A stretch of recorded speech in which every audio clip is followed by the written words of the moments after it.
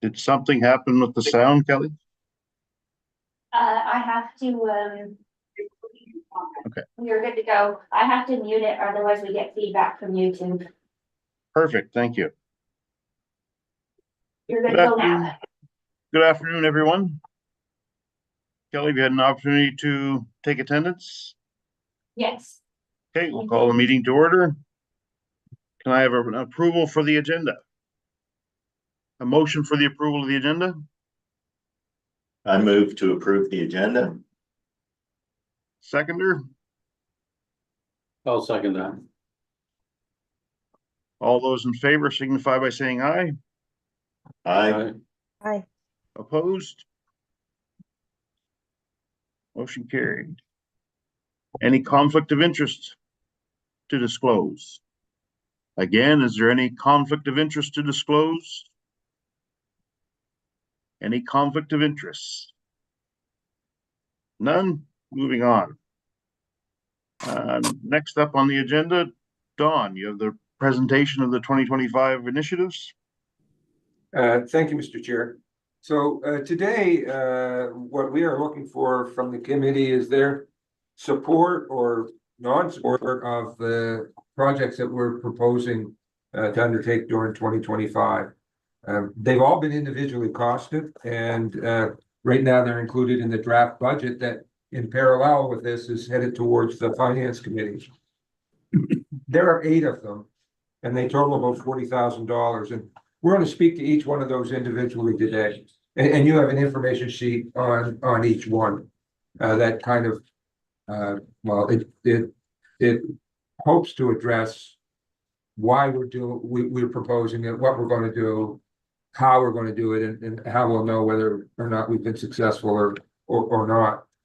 But before we begin that, CEO Smith is going to talk to us about the new social file that we've been tasked with in 2025, and it is going, I think, to represent a significant effort on behalf of the community development staff and committee likely as well.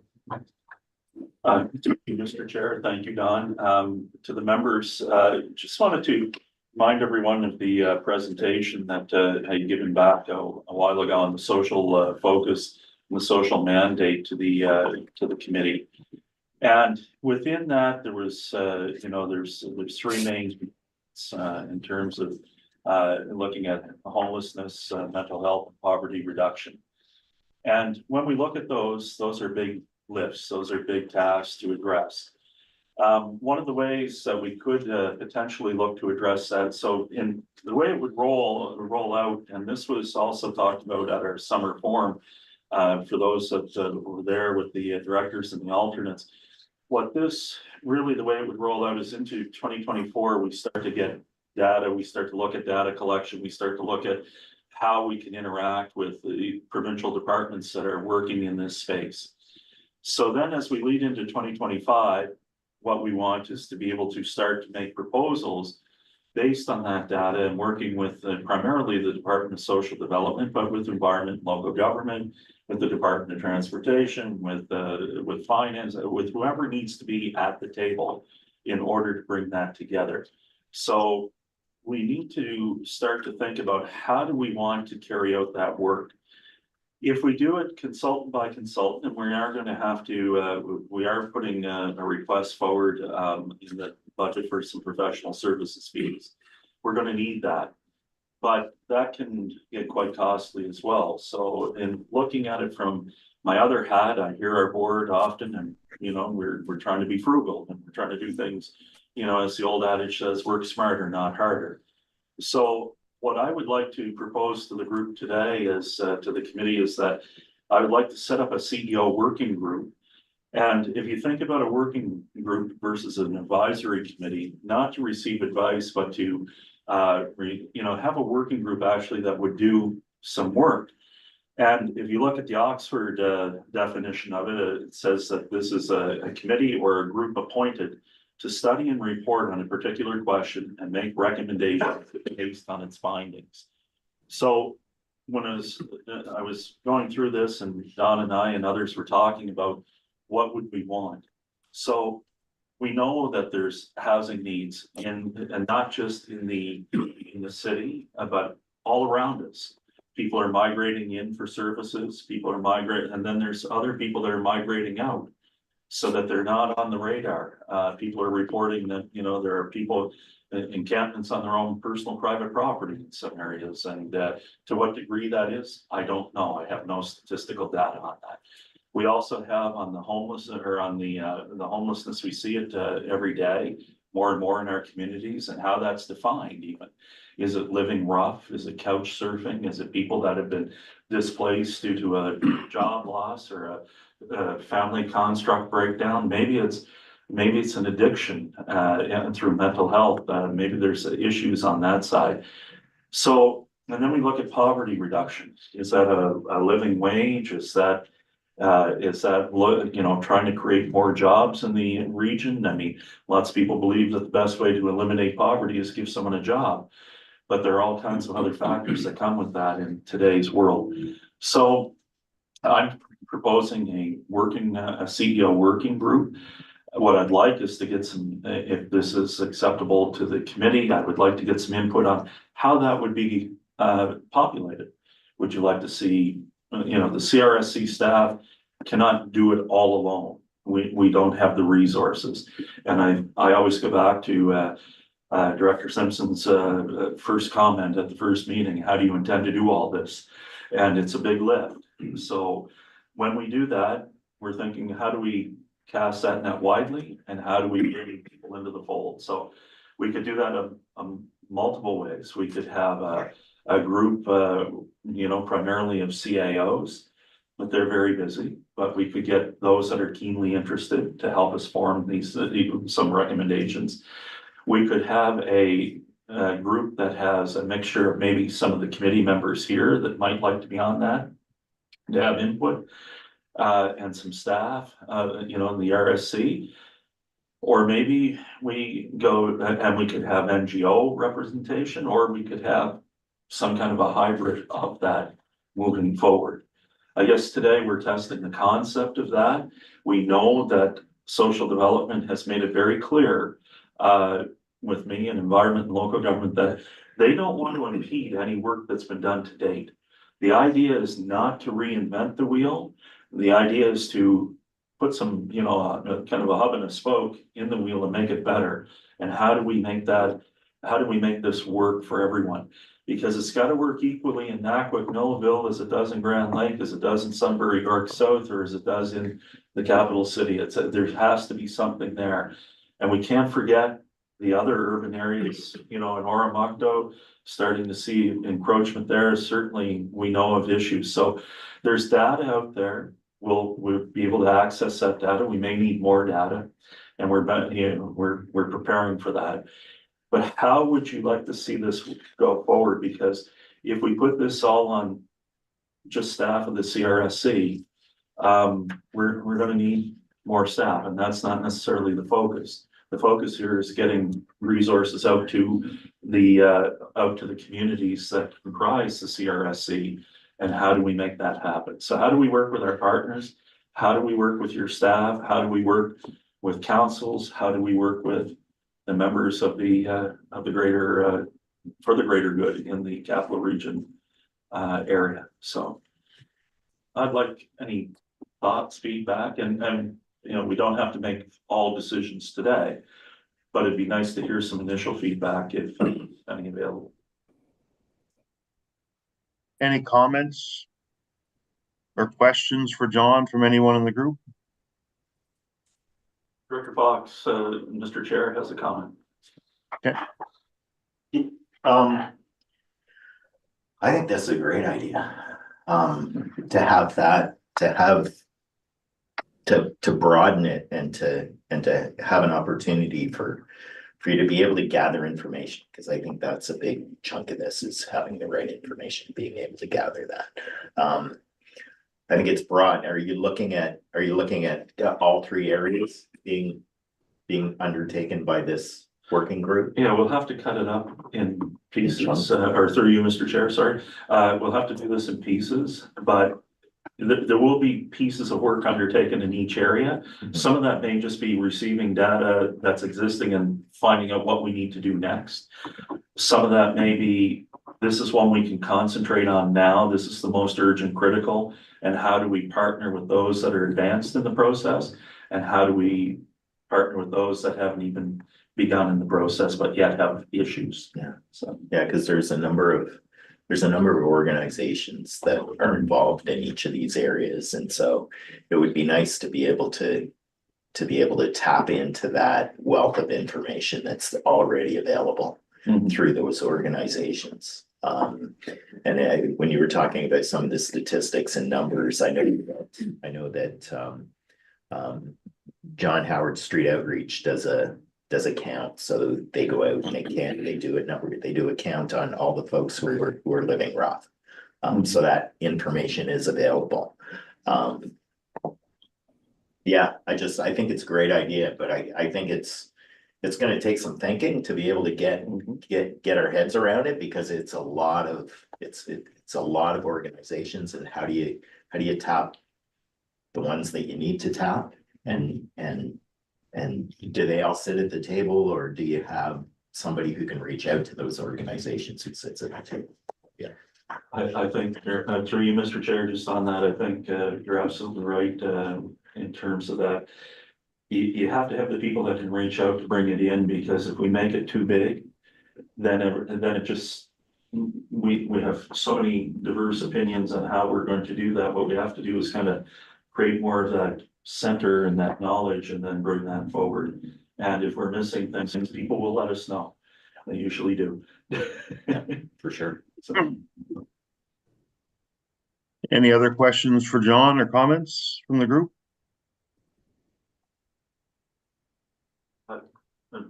Mr. Chair, I just have one. So I think we have our first volunteer. Maybe Tim, if you can help us structure that in terms of that, or Director should be calling. So, Yeah, that would be great. okay. All right. There's the Thank you, foundation. Kate, Don, do you want to move on with the presentation, and then maybe we can circle back on this when we can add a little more context to it? Sure. Thank you, Mr. Chair. In your package, you will have found a colorful sheet titled Community Development, and reference our strategic plan. There's a single sheet for each of the initiatives that we are proposing. I'll spend a little more time on the first one, because I'll explain sort of the structure. Each of them begin with sort of some contextual information around why this particular area is being offered, if you will. And for capacity building for nonprofit organizations, excuse me, or what I like to call collaboration amongst them, the kind of contextual information that starts there is that there's increased demand for services from the existing players in the market in the nonprofit area. And we quoted from Statistics Canada's March 2024 report, and kind of paints a picture of a real need for suppliers or participants to add capacity. So we then look at on our forms, what we'll do, what are we proposing as staff to do? And in this case, we want to create, collaborate, coordinate, and host 5 events. So we kind of said we'd like to do 5 events, bring people together, and have them trying to lay the ground for increased collaboration between people who are already in this area. We also talk about how we'll do it. And so in this particular case, we talk about leveraging our existing networks, using best practices, bringing nonprofits together and supporting them. And then for each of these, we talk about how will we know that we're making a difference. So and in this area, we try to have this section be measurable in time and quantity, which is not always easy to do in the social areas. But we're trying to put a time frame around what we're going to do and a magnitude so that we can, at the end of next year, we can sort of test and see how successful we were or weren't. So in this case, we're looking for 25, we're suggesting that we'll spend $2,500 on this year. And attached at the back of this package is a summary of sort of reads down all the 8 projects and across where we think we'll spend the money. This is a relatively modest amount. And we're interested in your observation about the amount, because in an ideal world, on Thursday, I'd be able to say, when the community development comes up in the budget, the committee has looked at this and they're kind of on side with not only what you want to do, but what they think the appropriate cost is. I give an example of a specific example of something that we've done this year, which was a speed dating event. And that we brought people together from different sectors, and they spent 5 minutes with someone else, and then they moved, and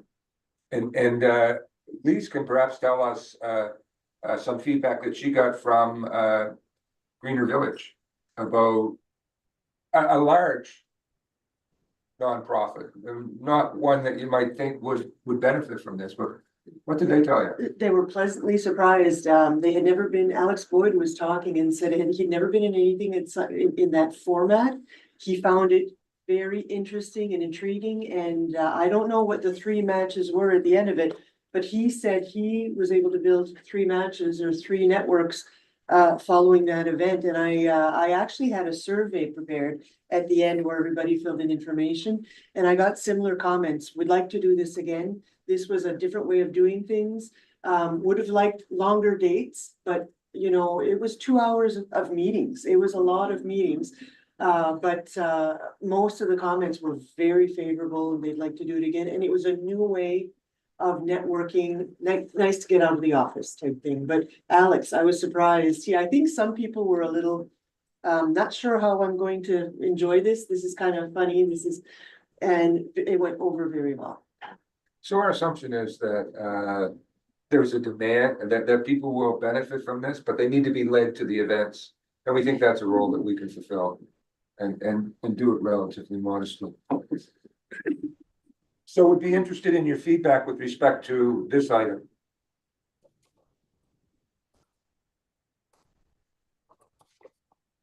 Or we'll just go through it and maybe we'll hear what you think at the end. Go ahead, Tim. So through you, Mr. Chair, that was my question. Are you looking for feedback on each item as we go through, or all at the end? That would be the committee's preference. I don't have one. But perhaps all at the end. Actually, at this time, I think it's probably best in the interest of time that we focus on getting through the material first, and then we can revisit it as a whole. If that will work for everyone on the committee. Well, I'm sure it will. Thank The you. second initiative that we've identified, again, is in the area of capacity building for non-profit organizations. The exact same quote is taken from StatsCan's report on giving, volunteering, and participating.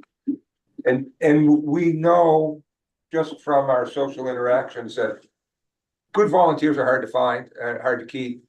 And so there is a web-based tool called Connect Fredericton that will, you can go on, you can register, you can say, I'd like to volunteer in this area.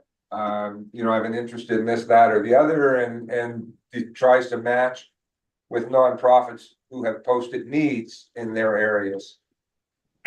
So what we think that we could, what we could add to this area is, spend a little bit of money. We're looking at just under $3,000 in terms of trying to get the word out through print media, radio advertisements, And also what we've done with respect to, at the landfill, where some of you may recognize that you've opened a browser and you've seen that, as of April 1st, there are changes coming to the way that we deal with drywall at the landfill. Those ads are targeted geographically.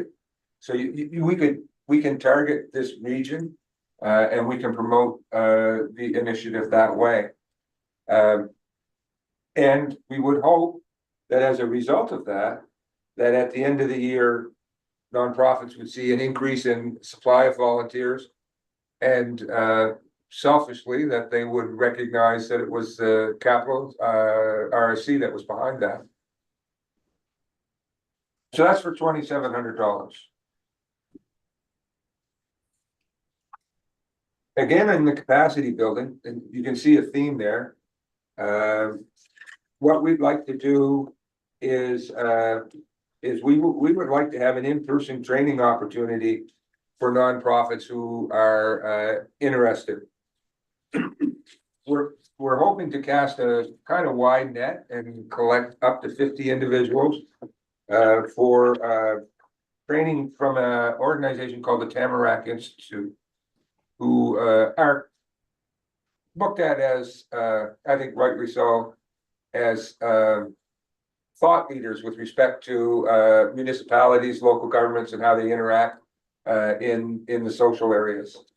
So for this one, we think that this will cost a little bit of money, about $11,000, $11,200, and we will bring folks in, have a half-day training and networking, post event support, follow up. But in summary, what we hope to do is create amongst them a shared vision and a preparedness to collaborate, and not just to be seen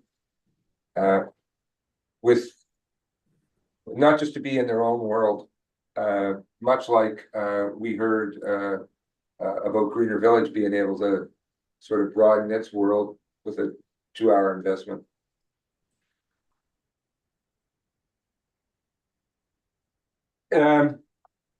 We'd also like to hold a session,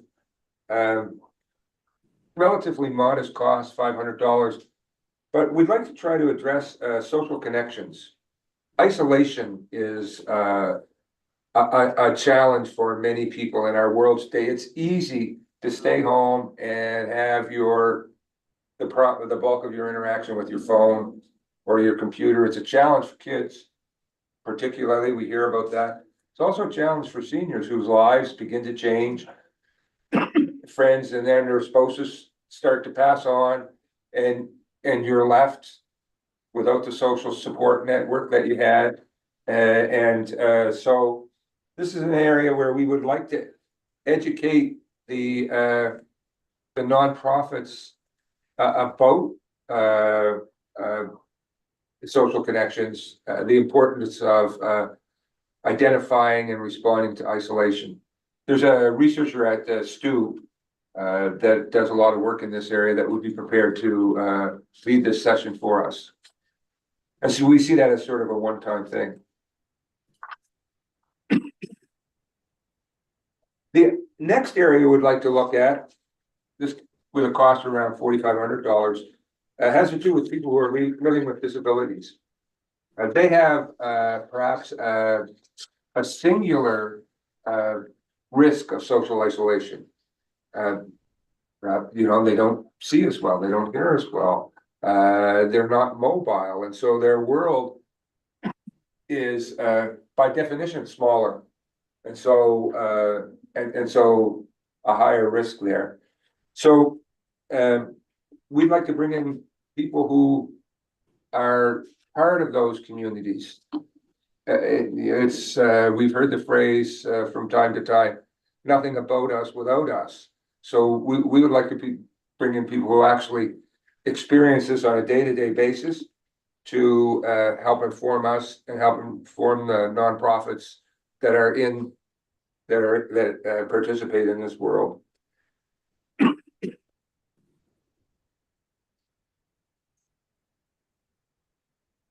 We'd like to also test what we call a faith-based community development, starting in the rural areas. My father was a member of the St. Vincent de Paul.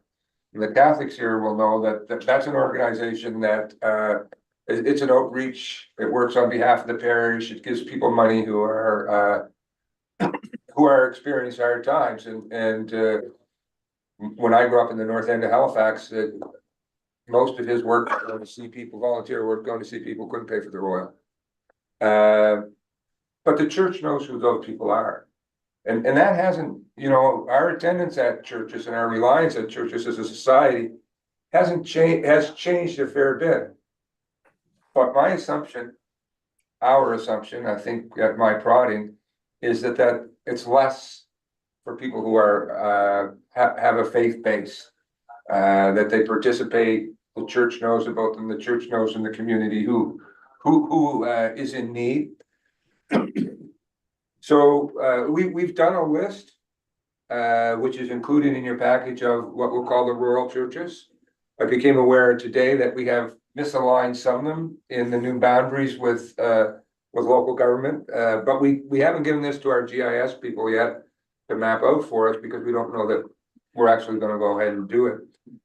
But our goal there is to quarterly visit every church and just as information gathering, intelligence, need identification, and we're not sure what will come from that, but we'll try and find areas that we can either address directly or refer to someone else.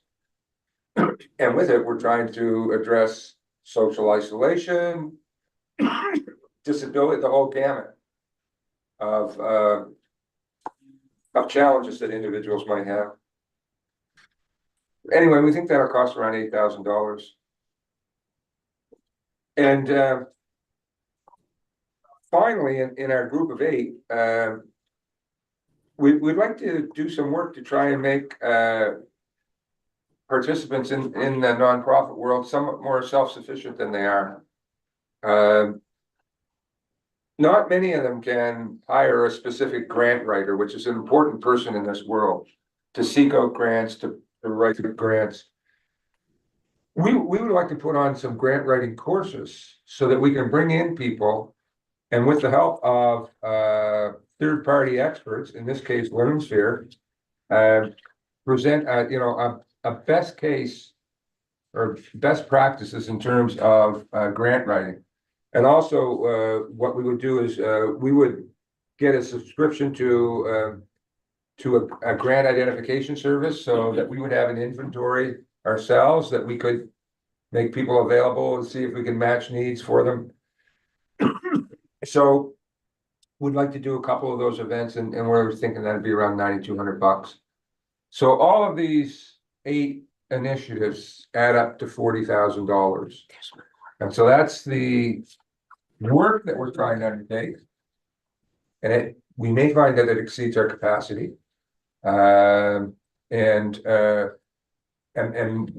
We've been as realistic as we can with costs. We think we can do that for that amount of money. And so that's where we're looking for feedback today. Finally, the last thing in your package has to deal with regional transportation. This year, we are having a regional transportation plan done by traffic engineers. And out of that will tumble recommendations, and that's 2024 work. And in 2025, we'd like to support that, whatever those recommendations are. One of the initiatives that we have supported this year that is continuing will be urban rural rides. We'd like to continue to support that, assist communities in in launching programs, identifying volunteer drivers, trying to lever off Connect Fredericton, the internet matching tool. So that's kind of Mr. Chair, what that's the work we'd like to take on.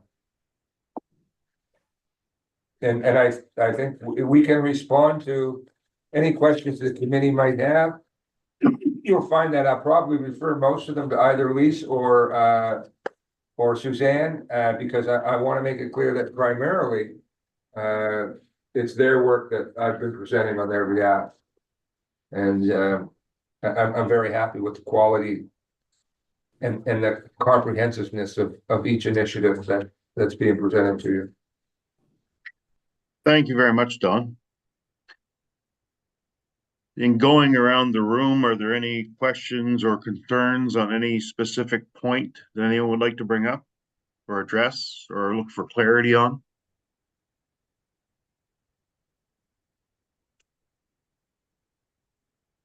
Very quiet group. Yes, Tim. Director Fox. Thank you. I'd like to talk a little bit about number one, the speed dating thing that happened in this whole idea of connecting and coordinating. So I attended on behalf of the charity that I work for, and it was the same for me. Like, I felt like it was really worthwhile. Got to meet some organizations in the community that I knew very little about. I also felt that to my surprise, there were a number of groups that I met with that didn't know anything about the charity that I was representing. And so it was a nice way to bring things together. I think what I noticed too was, and this so often happens, is within the first 2 weeks, there's lots of activity and then it stops, right? So I think it's great that you're looking at doing 5 different activities, and it would be great to find a way to get the same groups involved in all of those so that they can continue the networking.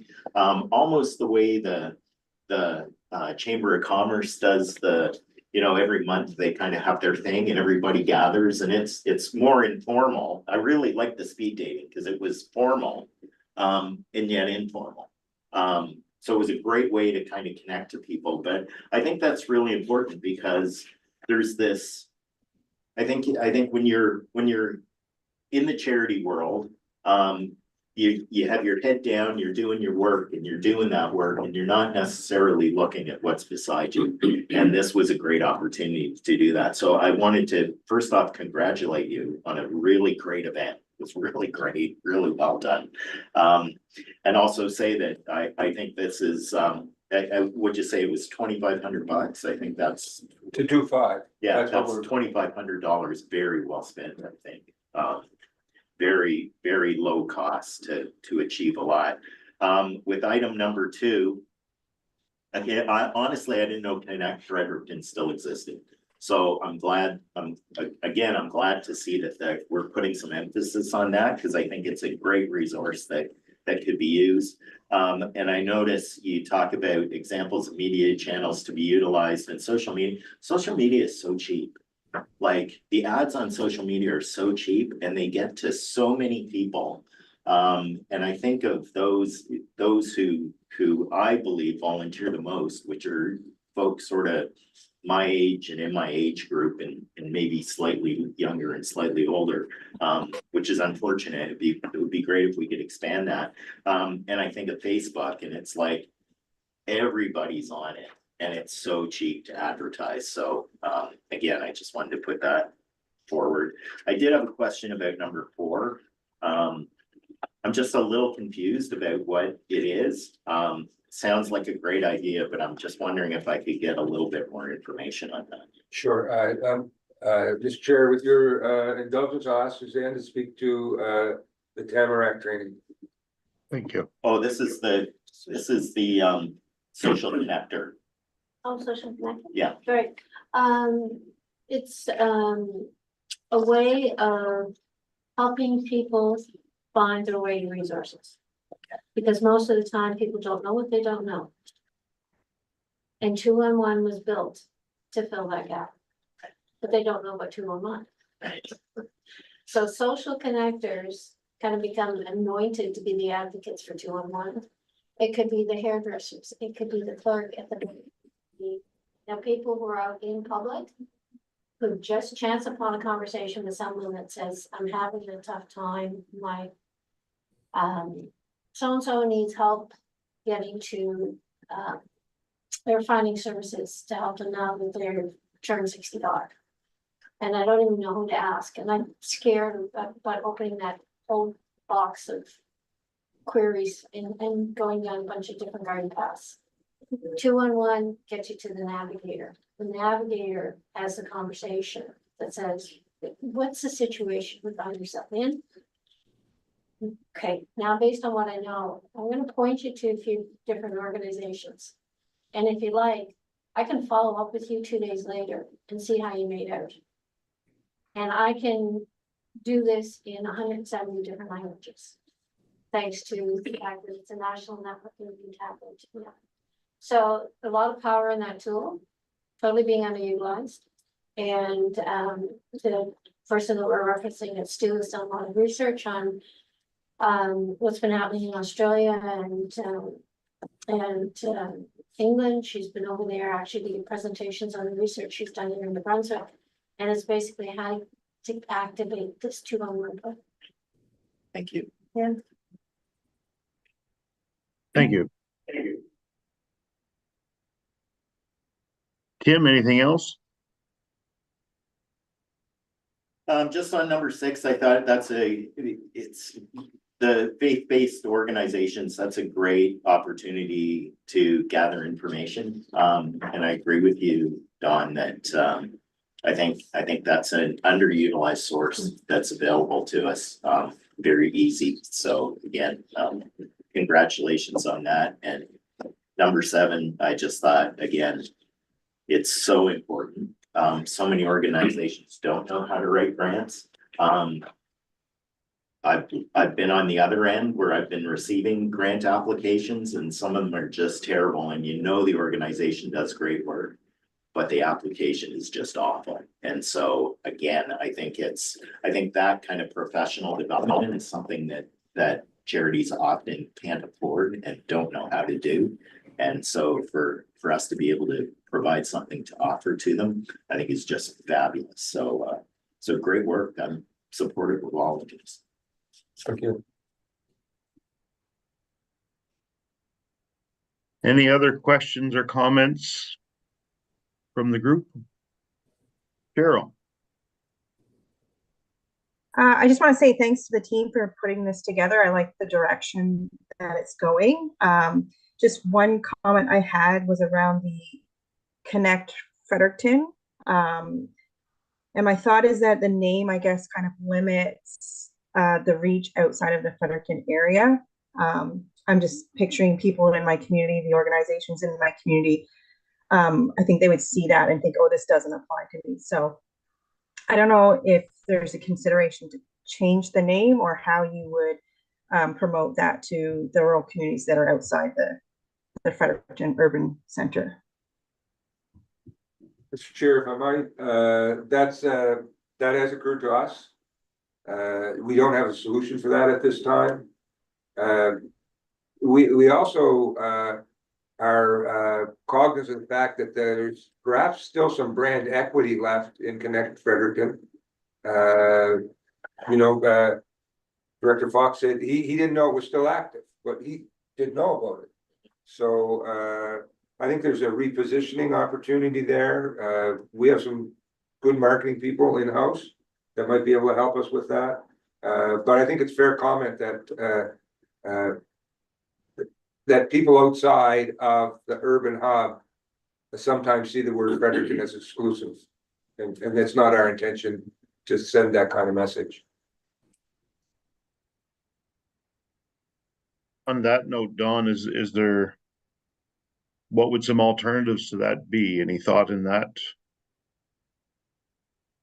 Well, we had at least one name on the board, and in sort of branding exercises, you need a safe place to develop a bunch of stupid names before you come up with a good one that you can share.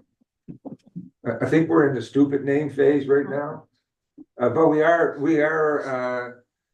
considering, the other thing that we need to do is, Connect Fredericton is not ours. So we need to build a bridge there. And we need to make a case, well, maybe it would make sense to change this name So there's some work to do on that area, and we're keen to take it on. Thank you, Don. Any other questions? Lorraine, did you have anything to add? Just sitting here, I made some notes. First of all, I think that the work that we have done this month and the staff has done is tremendous. I have said a couple of times that the meeting last month was one of our best I think that we've had. And probably for me, it's because we're face to face, but the faith-based organization gathering information makes the most sense to me as I'm sitting here in the Oromocto Food Bank taking this call on behalf of my role. And because the information is at the grassroots. And like many of the other comments, this person, like Tim, is knowledgeable on the Howard Society because he's involved in that, and whoever else is around the table have their own little niche. But these people are the people that are the fingers, are, you know, they're out there. They know what's happening with the John Doe next door. And even though there's multiple, I saw the list and I went, wow. I heard a comment trying to get to them all. I think if we can group them together and get them together, and like maybe not like the speed dating event, but collectively have 4 or 5. Like I know some communities have only 5, have 5 places, maybe divide it in 2 and have 2 coming from different perspective. And I'm thinking of the LSD because it's so far outreach. Like you've got Hoyt and you've got Burton and you've got Haneytown, like they're so outreach, they'll be coming with different needs. So to have a group to collect that information, and perhaps if we're able to have a group get their information, it's all coming from the local service district perspective in their area, but it touches different people's needs. And it may all be for the same. It may all be for security and food. It may be security and finding where to go to get help, but it's coming from their angle as opposed to us trying to figure out what those angles are. I don't know if that makes sense. If I could offer a comment. I was at the Douglas Baptist Church 2 Sundays ago, because they reached out specifically to find out how they could get active on the food security front. And appreciating that they weren't generating the ideas within themselves, but you know, they wanted to connect in with some organizations that could help them figure out what their role could be and how they could contribute. So I think we're gonna find there's a number of other churches that want to be active in their faith and contributing community and just need that opportunity to explore some ideas and maybe collaborate with some other churches as well. One thing, could I also add one thing to that? The faith-based organizations, not just the church, it's the people who go there. If there is assistance coming from that angle, how do we ensure that, or do we need to ensure that they're not utilizing many different places? Do you understand what I'm saying? Yeah. Okay. Yeah, like, because that is a reality. Mr. Chair, if I may, sorry. Oh. I'm not sure I understand exactly what you're saying by using multiple resources. Is that what you're? I don't know if it's coming at it from our committee angle, but let's say I'm attending the Douglas Baptist Church, it goes way out of my Oromocto area, and I'm assessing, I'm getting taken care of in that little nook, but I'm also going to Greener Village and having my needs met there. And I could be going to the Greenwood Baptist Church and having my needs met there. How do we ensure that it's fair? Or is that our role? Is that the role of those organizations to ensure that? So your concern is double dipping type scenario. Is that correct? Yes, but that's Okay. coming from a different angle. Maybe it's not maybe that's not the angle that we're looking at it at. Maybe that's for somebody else to ensure. but those possibilities are there. Mhm. Those happenings happen. Thank you for clearing that up. John, you had a point you wanted to make there? Yeah, thank you, Mr. Chair, and to Director Dawes' point, I know exactly what she's talking about. I used to deliver food baskets primarily in and around Christmas time, but in others, and you would go, a lot of the faith-based organizations have stopped that, started pooling into more central opportunities, such as whether it be the Salvation Army or local food banks.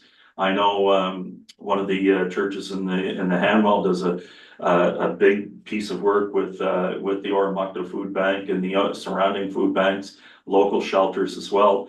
And to try to avoid a lot of that duplication, what had happened was, in my particular instance, some of the colleagues, well, all volunteers that were dropping off hampers, they went to an apartment, and there were multiple, I won't say the amount, but there were multiple organizations delivering hampers for the same reasons to the same location, to which they found it being, some of the product being sold on Facebook or through social media. I shouldn't point out Facebook, I apologize for that, but just on some form of social platform to resale and things like that. So there are those that are maybe ill-spirited to that. So, but a lot of the faith-based organizations are working with the food banks, local service organizations to avoid that.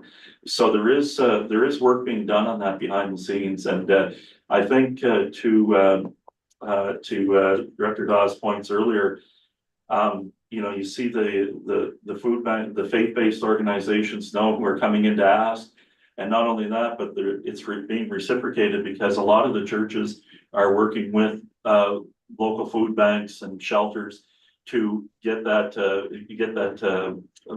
help back into the community, if you will. And that's primarily generated from those that attend church on a regular and irregular basis. So whether it be you know, through you know, a lot of churches right now are gearing up for school supply donations, and they'll donate those. They'll take those to the local food banks and shelters as well, because they know that's where need is, and it's going to be distributed properly and fairly. So I think a lot of good work's being done in that area. Didn't mean to be so long, Mr. Chair, but thank you. No worries whatsoever. Any other questions from anyone in the group? I have, I don't know what questions, but comments, but a few questions, so. I suspect the staff here has a pretty good idea who the fundamental movers and shakers are in all of the communities that we have now. So we kind of have an idea what the capacity is. And if that is correct, that's going to be really helpful. With respect to volunteers, I mean, like many of us, I'm a volunteer trying to get out of it, because what I'm doing, if you see somebody, the old guy coming in trying to do something with a lot of technology, you want to have faith that they know what they're doing. And but I've been supporting my wife doing that for the past 12 years, and she's done it for years and years. The churches,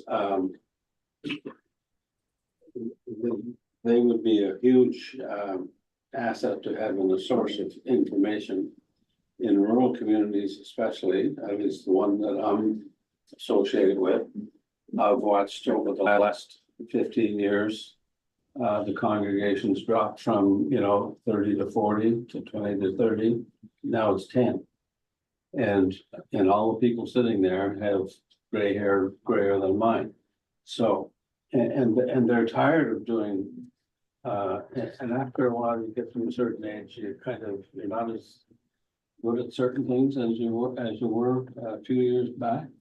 And so the same 6 or 7 women generally were the ones that the church relied on to do this, that, and for and so on.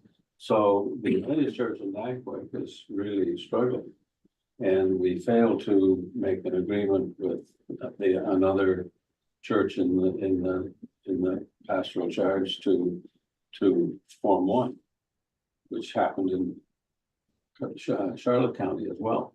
4 churches couldn't agree, so they all died. So you get that kind of stuff going on. Grant writing is really important. One thing in my past I noticed about grant writing because we had some expensive grant writers working where I worked. And when you read there are words that are like words of the decade or words that need to be used because they're meaningful to somebody, but after a while, that word, which you might see repeated a dozen times, suddenly disappears and it's replaced by another word. And the people who write grant proposals, for example, they know what those words are. But John Doe down the street, like me, I don't know what those words are. And it's easy to get your grant refused because it's not in style almost. And, but I think a training program for that would be really, really good. So that's, it's a lot of work. And, I hope we can have I think we can have a lot of success here because with the volunteers, for example, we've got to find a way to increase volunteers. And the volunteers for the work that my wife and I do, they're not like 40s and 50s. They got to be kind of retired and available because you never know when you're going to get called upon to do this, that, or whatever. But I'm really encouraged to see this effort being tackled. It's work. Thank you very much. On that note, I would also like to thank all of the staff for the fantastic job they did putting this document together and creating a good plan. So some really good, clear steps to move on, as well as some clear targets and initiatives as to how it's going to break down. I really want to tip my hat to you as a group for doing such a great job. On that note, were there any other questions from anyone in the group? Tim, I see you've joined. Did you have an opportunity to review the material? And did you have any questions? I don't have any questions. I did review it. It was interesting. I was very impressed with it. So thank you for that. Thank you. If I may, Dawn, at this time, do we need a vote from the committee to present this to the Finance Committee on Thursday? Not really, Mr. Chair. A consensus is I think adequate. Like we need to be respectful of Finance Committee's autonomy around numbers and amounts. It would be my inclination to be able, when called upon, to say that our program of work has been vetted by this committee and that they're supportive of all the initiatives that are described. I think that will suffice. And that's the message that I'm hearing, and if it's not, it should be corrected, but I think I've accurately heard. No, are there any other concerns or questions before this moves to that Finance Committee?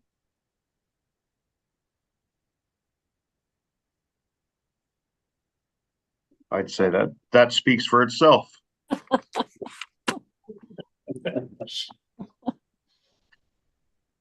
Okay. Again, thank you very much to everyone who put all the time and effort into that initiative. So if there's no other questions or concerns, can I have a motion for adjournment? So moved. Tim Scammell, seconded. I will. Meeting adjourned. Everyone enjoy your afternoon.